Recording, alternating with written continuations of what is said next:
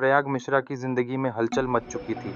वो एक आम छात्र से एक ऐसे व्यक्ति में बदल चुका था, जिसके हाथों में रहस्य, चुनौती और एक अनदेखा भविष्य था।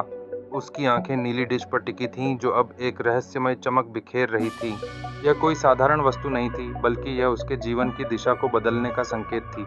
जब प्रयाग ने डिश के करीब जाकर उसकी सतह को देखा, तो उसके मन में अज्ञात भय का संचार हुआ।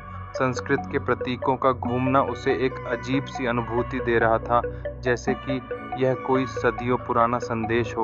वह डिश, जो पहले केवल एक साधारण रसोई का सामान थी, अब उसे अपनी ओर खींच रही थी, जैसे कि वह उसके अंतर्मन में छिपे रहस्यों को जगाने की कोशिश कर रही हो।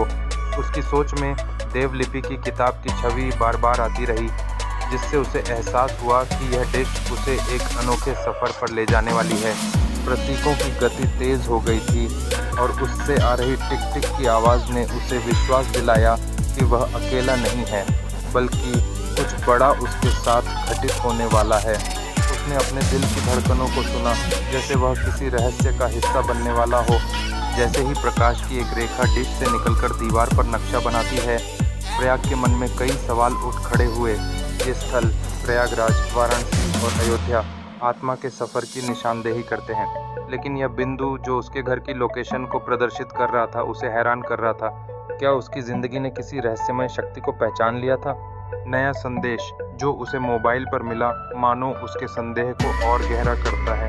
क्या कोई सच में उसकी गतिविधियों पर नज़र रख रहा था? समय की कमी ने उसे निर्णय लेने के लिए मजबूर कर दिया। उसने पूरी रात की नींद को भुलाकर साहस जुटाया और जिज्ञासा को अपनी प्राथमिकता बना लिया। अब वक्त आ गया था एक नए अध्याय की शुरुआत का। यह रहस्यमय डिश उसे किसी अज्ञात दिशा में ले जाने वाली थी।